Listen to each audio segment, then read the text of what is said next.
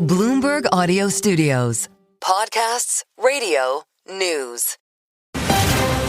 You're listening to the Bloomberg Balance of Power podcast. Catch us live weekdays at noon and 5 p.m. Eastern on Apple CarPlay and Android Auto with the Bloomberg Business app. Listen on demand wherever you get your podcasts or watch us live on YouTube. How about Charlie dropping the Papa John's at the lunch hour? Now we all want pizza, Charlie. Thanks a lot. Producer James is going to order out. We do this a lot around here, Mario. James, take it out of petty cash. Brendan will hook it up. A couple large pizzas here before the end of the show. Sounds good. I'm glad it wasn't really just me. My stomach started growling too. Well, you saw the pizzas coming into the Senate the other night when they were doing the big block of nominees. When they start rolling in the We the Pizza, they're stacked up to the ceiling. You know it's going to be a late night. But I don't know they're going to have a lot of late nights in the meantime here. I mean, senators are back in town. They're going to vote again on the continuing resolution today. It's going to fail. Then what do they just all go back to their apartments and wait till tomorrow to do it again? Tomorrow we do it again. This is a weird cycle. Press conferences in the morning, votes in the afternoon, and no give from either side right now. That's right. So if you're following along here on day 15, we do 2:15 expect another round of votes. To Mario's point, leadership already did news conferences earlier, and then they'll probably come back tomorrow and do it again when it comes to the Republican CR. Democrats haven't been blinking. Republicans aren't blinking. We got into it last evening on the late edition of Balance of Power with Senator Elizabeth Warren, the Democrat from Massachusetts. Here's what she said. Democrats are really clear about what we're asking for. We want the Republicans just to roll back those cuts that are going to knock 15 million Americans off their health care coverage and drive up insurance costs for tens of millions more Americans. That's all we're asking for here. And the Republicans right now literally will not even sit down and negotiate. The House is out for its 4th week of vacation, so they can't even be here to vote. And the Senate just says no talking. That's not how it works in a democracy. We're fighting to try to help Americans be able to afford their health care. And I want to be clear, I'm not defending the American health care system. I think it's badly broken. But what Trump is doing to that system, along with the Republicans, is they're going to take a creaky, barely functioning system and just smash it apart. And that ultimately is going to hurt everybody in this country. And we're just trying to push back. Say, just give people back the coverage they had back in June. We're not trying to rewrite the whole system. We're not spending any additional money. Just give people what they had a few months ago before Donald Trump and the Republicans passed that one big, beautiful bill.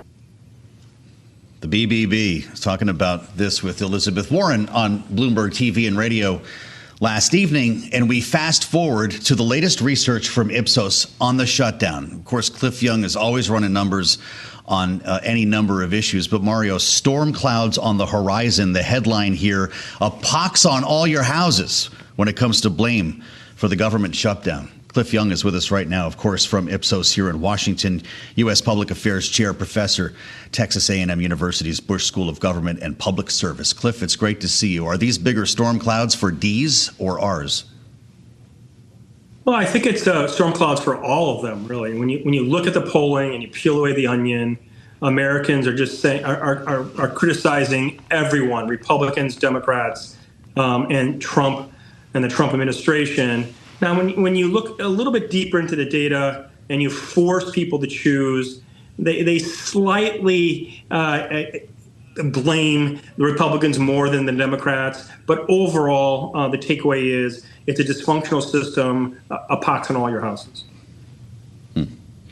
And Cliff, just the fear about the tariffs, I think, was another one of your sub-headlines as well. And I'm old enough to remember when Donald Trump cast economic confidence in his policies, at least, as one of the reasons that he won the election. But we're seeing some different things play out in the numbers that you've run.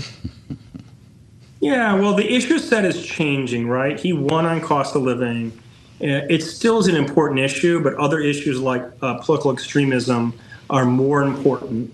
I would say that Trump overall, in terms of his approval numbers, He's in a relatively good position, if not great position. He's in the mid to low 40s, whether it be by Ipsos polling or polling from all other firms. That's a good place to be. It's better than 2017. But that all said, there's still a high degree of trepidation and unease among Americans about the tariffs.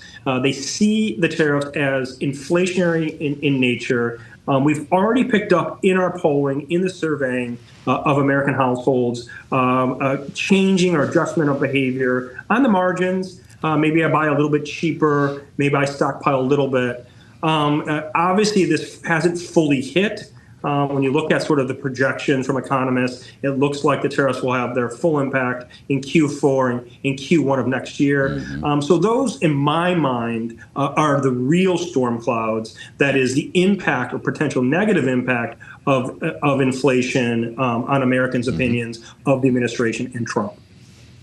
Well, based on the conversation we're having today about China, this couldn't be more important for the markets, for our audience, for consumers, Cliff. And boy, we've been given the administration a good deal of space on Wall Street when it comes to this. We're bumping up against all-time highs unless investors seem to think that this is falling apart. Scott Besson got the gains back on track today, suggesting we may have an extension in the trade truce, but fear that tariffs will lead to inflation. You say low levels of optimism in these policies, with the percentage that say Trump's tariffs on imported goods are making prices for things they buy go up is 70%. And that's consumers of both parties, right? Yes, and it's a big number, and some of that is real, and some of that is anticipatory. You also have especially Republicans understanding that the short term might be bad, but the long term benefits of bringing back manufacturing and jobs is more important. So it's a more complex issue than just a fear of inflation or inflation specifically. Yeah. But once again, it's something that needs to be looked at and followed over time, because a vast majority of Americans are worried about the future and its inflationary aspects. And Cliff, when we look at some of these numbers, I mean, the economic, as we mentioned, indicators show that President Trump has lost some support or lost some steam since last November.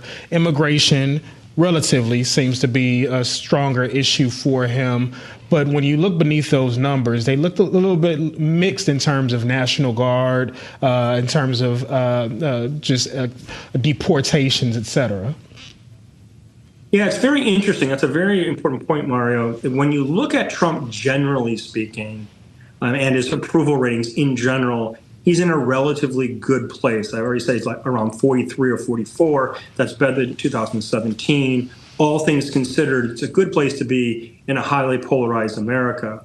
But when you look at specifically the issues or the policies, that support falls off considerably. When you look across the signature initiatives by the administration, he doesn't garner a majority of support in any of them.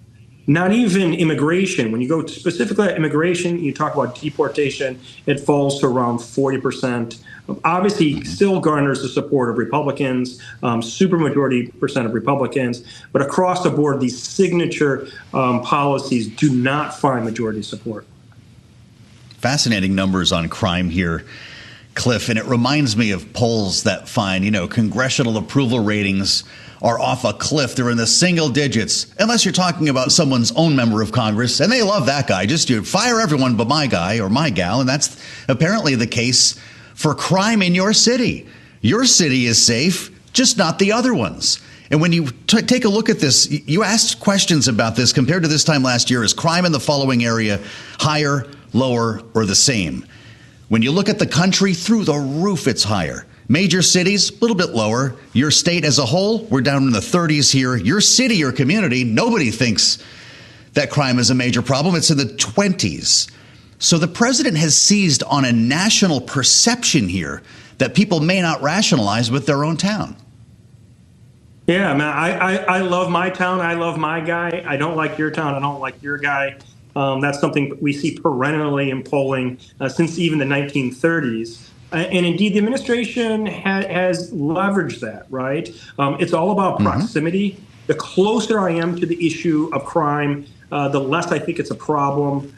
And he has, pushed that agenda. Now, the Republicans have historically pushed that agenda with their base being in the suburbia and rural areas, not in those sort of blue urban areas. But ultimately, that's the explanation of the difference in perceptions. Now, that said, there is very little support for the deployment of National Guard troops in the urban areas. It doesn't matter how you ask it. You only get somewhere between 20 and 30% of Americans agreeing with it. But still, you get a strong majority of Republicans. But as a general, not base issue, it doesn't fly. And Cliff, I do want to go back to one point that you made at the top, just about political extremism. We saw the White House present Charlie Kirk with a posthumous Medal of Honor yesterday. Some of your research shows that this had been front and center for Americans even before Kirk's murder about 5 weeks ago. What are you seeing there in the numbers? Yeah, so as you said, Mario, that's a great point. It actually, worry about political extremism predates the Charlie Kirk assassination. It already was the number one issue. What's happened since then, it's become a more national issue, not a Democratic issue, because historically it had been very much a Democratic issue, worries about threats to democracy, worries that Trump was authoritarian. Now we have Republicans saying the same, that they are worried with political violence, and it's directly a function of the Kirk issue. It's great to have you back, Cliff, and thanks for sharing this research. From Ipsos, as always, Cliff Young with us live on Bloomberg. It's Balance of Power. I'm Joe Mathieu alongside Mario Parker in Washington. We've got a lot more ahead. Stay with us on Balance of Power. We'll have much more coming up after this. You're listening to the Bloomberg Balance of Power podcast. Catch us live weekdays at noon and 5 p.m. Eastern on Apple CarPlay and Android Auto with the Bloomberg Business app. You can also listen live on Amazon Alexa from our flagship New York station. Just say, Alexa, play Bloomberg 1130. Sam Liccardo is a Democrat representing 16th District of California, the former mayor of San Jose, back with us on Bloomberg TV and radio. And Congressman, it's good to see you. Welcome back. I wonder your thoughts on what we're discussing here, because if the Democratic calculation is correct, you wait long enough, Republicans will eventually have to address the Obamacare subsidy issue with this year-end deadline approaching. How long do you think that is? Well, we shouldn't need to wait that long. Speaker Mike Johnson said yesterday that there is no strategy moving forward. Well, there is a strategy. It's actually the oldest strategy on Capitol Hill. It's called negotiation. And I've been on the phone with a half dozen Republicans over the last day, and I can tell you that we can extend Affordable Care Act tax credits for those 22 million Americans and many more. We can do so at a lower cost with income caps. But what we can't do is force the burden of higher costs on tens of millions of American families, including those 22 million Americans who are going to see their premiums double. We can't do that. And so I think many Republicans understand that. The question is whether they're going to have the courage to step up. We can do this through negotiation, but we need a speaker willing to negotiate. And we are here, more than 200 Democrats waiting for a speaker to show up to negotiate with. He's not here yet. And, I was mayor of a city of 1 million people. We passed 8 balanced budgets, and every single one of them, I negotiated with people who disagree with me. That's leadership. That's what we all have to do. What do you think about the moves, Congressman, that the administration has made that we were discussing, finding a workaround for military pay, federal law enforcement, helping to fund the WIC program? Did the administration effectively extend this shutdown by doing this, or take the glare off Democrats in the meantime? I'm trying to figure out the political strategy. It's a good question, and I don't think I'm paid well enough to be a very good political consultant to give you a good answer to that. But what I do know is that the focus now in the national debate is where it should be, which is health care. Because we know it's not just these 22 million Americans that are going to pay twice as much on their premiums, but all of us are going to pay much more for our premiums because another 4 million Americans will be pushed out of the insurance world into getting their care in emergency rooms and from ambulances, which is more expensive because we know that passes on the cost to all of us.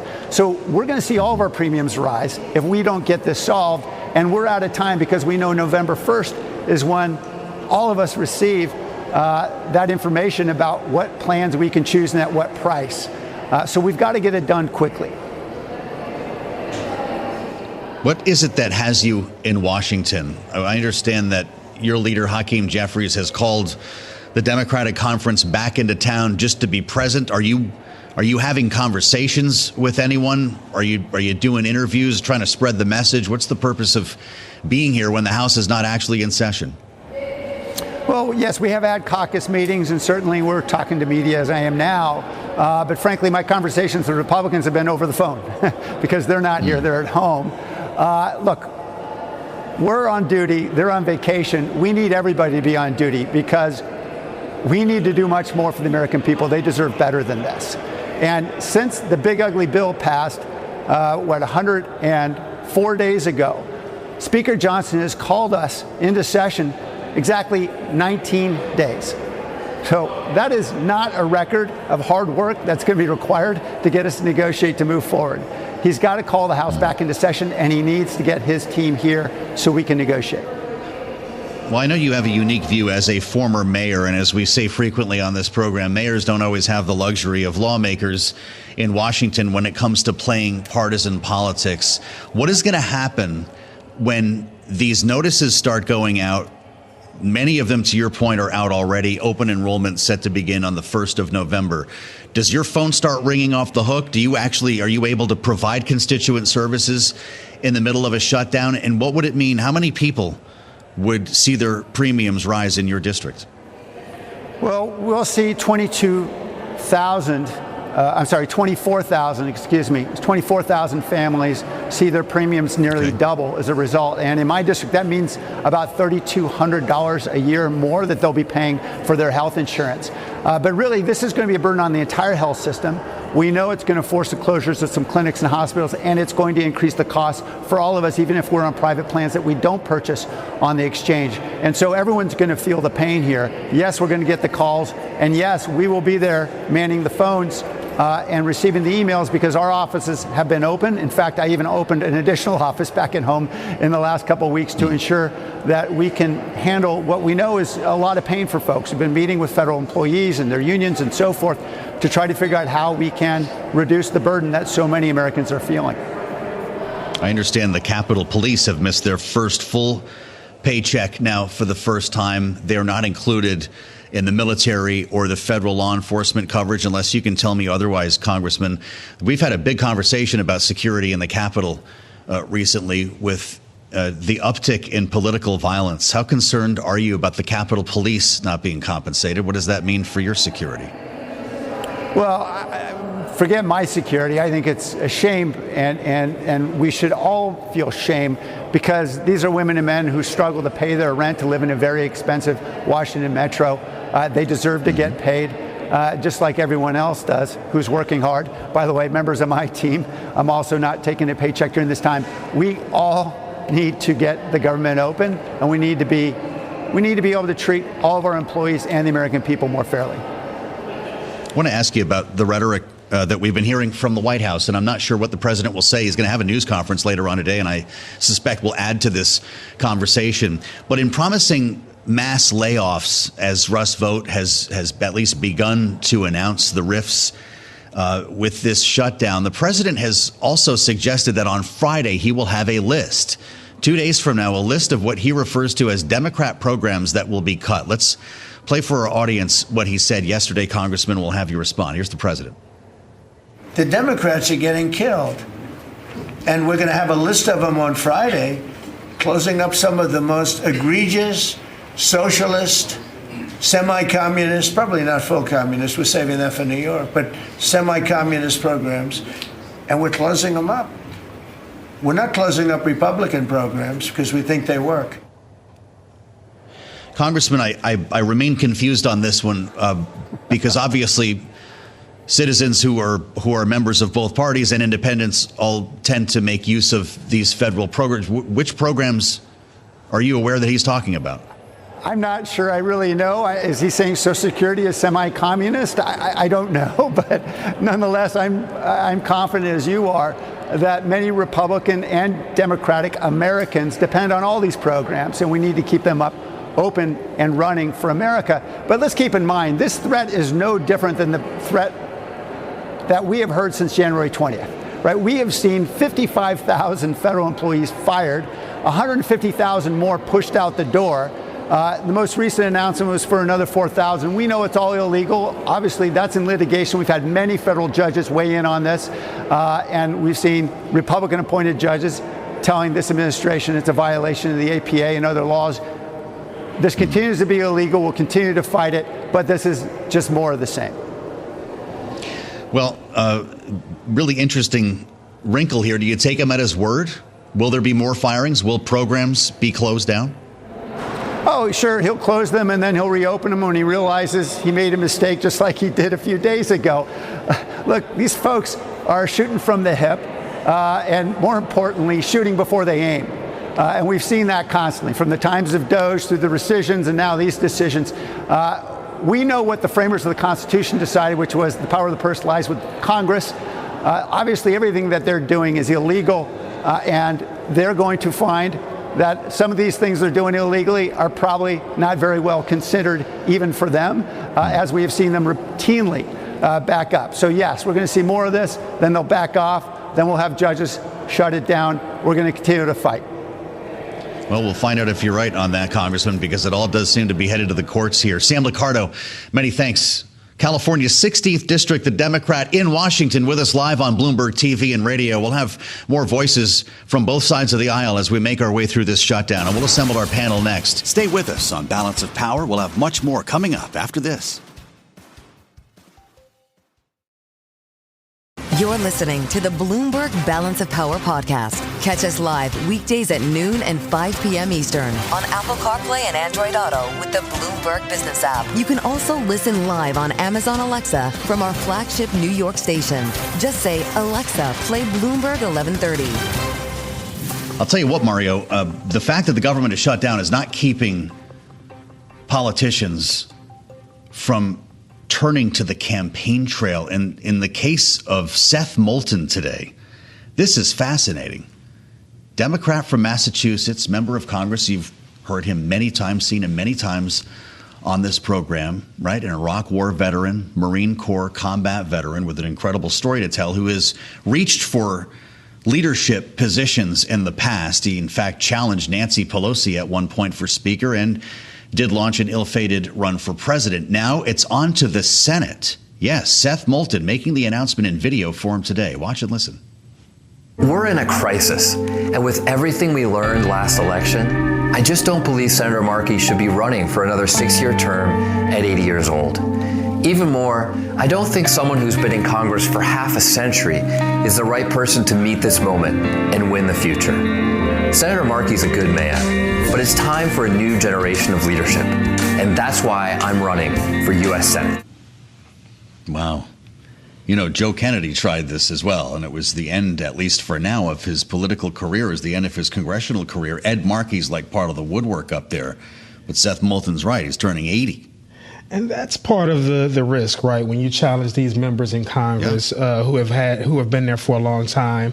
I'm from Chicago. I remember an upstart named Barack Obama who challenged Bobby Rush years ago and lost the only election that he had run in, right? So we see how tough this can be when younger upstarts and ambition go this route. But what's striking to me is that even as the Democratic Party is seeing some signs of lifting itself from the mat, right, from last November with the shutdown argument, coalescing around health care, et cetera, that you're still seeing some of the demons that bedeviled them last November taking hold right now with the generational problems. The generational issue. So enter Janet Mills. This is where it gets interesting, and we're going to bring our panel in here on this. Janet Mills, the Republican governor of Maine, has decided to run for Senate. It's going to primary Susan Collins. Janet Mills, this is the opposite effect here, would be the oldest, from what I understand, based on my research, the oldest freshman senator ever elected if she were to win at 78 years old. So this is an interesting push or pull. We've also got a fascinating one that we're waiting for in New Hampshire that could well be the knockdown, drag-out primary between Scott Brown, the former senator, and John Sununu. So let's bring the panel in here because we like talking campaigns. I miss this stuff, to be honest with you. I mean, we have to cover the governing of this country, but campaign season is what gets the political junkies moving. And just ask Rick Davis and Jeannie Sheehan Zaino. Bloomberg Politics contributors, they're both with us. Jeannie is democracy visiting fellow at Harvard Kennedy School's Ash Center, and Rick is partner at Stone Court Capital, our Republican strategist. So, Rick, I'll start with you on this campaign by way of Maine. What do you make of this with Janet Mills running to the Senate at 78, while Seth Moulton says Ed Markey should run away at 80?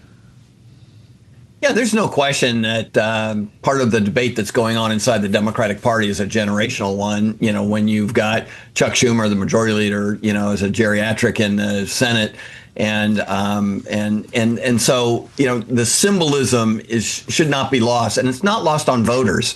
Voters have been pretty grumpy about older candidates in the past, and wouldn't surprise me that age is one of the dominant issues in this year's election cycle, not just here, but also in places like Texas. And as you pointed out, you know, you've got other barn burner races, but I think age is a constant in politics, and it's going to be a hot one in this election cycle. And Jeannie, just from the Democratic side, I mean, does this hurt or help the party having these type of arguments in public view right now, these challenges that Moulton is making along these lines of generations and age?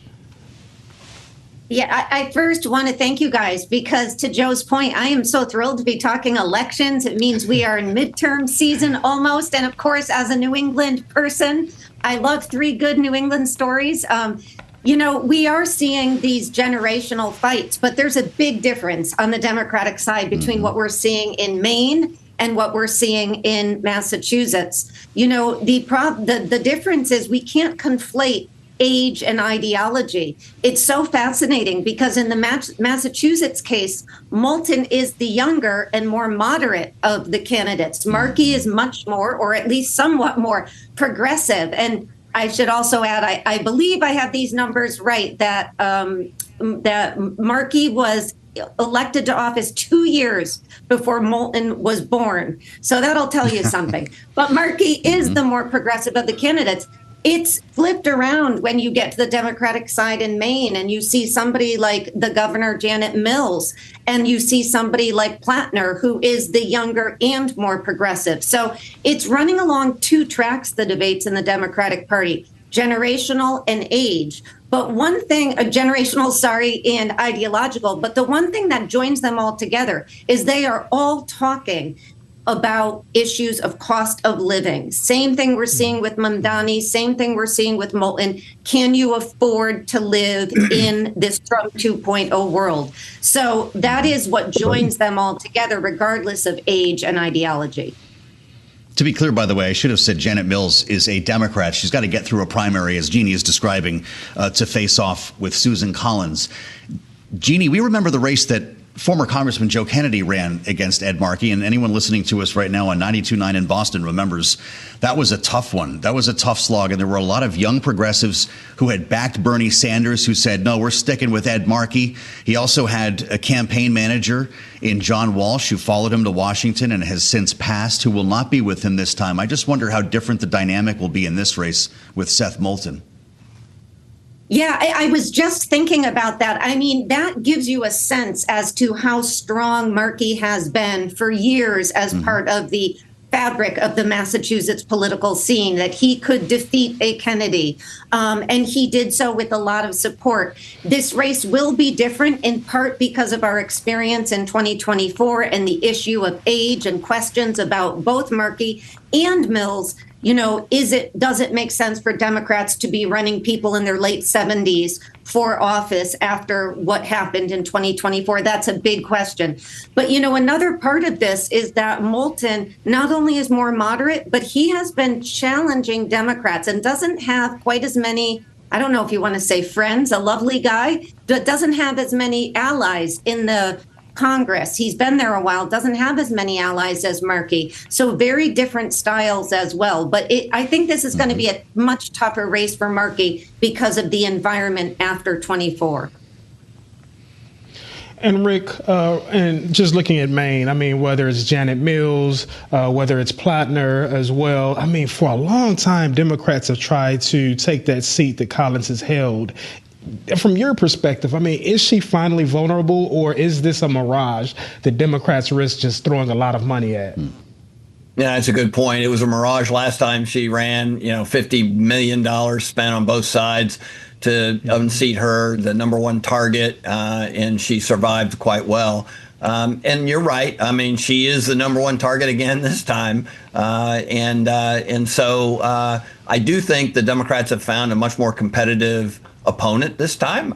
Janet Mills, very popular governor, 2 terms, survived quite well in a state that Donald Trump has a lot of supporters in. In fact, has actually done pretty well in hand-to-hand combat with Donald Trump in the Oval Office. So she's not somebody that Republicans are taking lightly. It's highly anticipated she'll cruise through a primary and will have plenty of money. And this will be, again, one of the most expensive Senate races of the cycle. That being said, Susan Collins, chairman of the Appropriations Committee, incredibly powerful in her own right and a terrific campaigner, and someone who's been taking this race very seriously since day one, has stockpiled a lot of cash, both in her campaign account and in her super PAC. So it could be a knockdown drag out. I would say that it will be the number one race Republicans focus on, and yet there are other growing more competitive races, especially depending upon how some of these primaries turn out. What do you think about next door in New Hampshire, Rick? I consider you a bit of an expert on New Hampshire politics, having spent so much time there on the presidential campaign level. But you've got Scott Brown now, who's no stranger to New Hampshire. And, of course, he tried to beat Jeanne Shaheen once already, up against, apparently, and it's not official yet, but expected to be up against John Sununu. What does New Hampshire want in its next senator? Well, as you say, Scott Brown's not a stranger, but he's also not been a resident of New Hampshire for a long time. That's true. So, it is a bit of a twist. Very hard to beat a Sununu in New Hampshire, especially considering how popular John's brother Chris was when he left the governorship just recently. I don't anticipate this being that tough of a primary for John Sununu. But I would say the general election there could be really material to Republican chances of holding the Senate, because Chris Pappas, who I've gotten to know over the years of hanging out in bars in New Hampshire, not that he's a heavy drinker or anything, but he's a formidable Democratic opponent, and in a state where even the current governor has. Republican governor has all kinds of efforts to try and distance herself from Trump.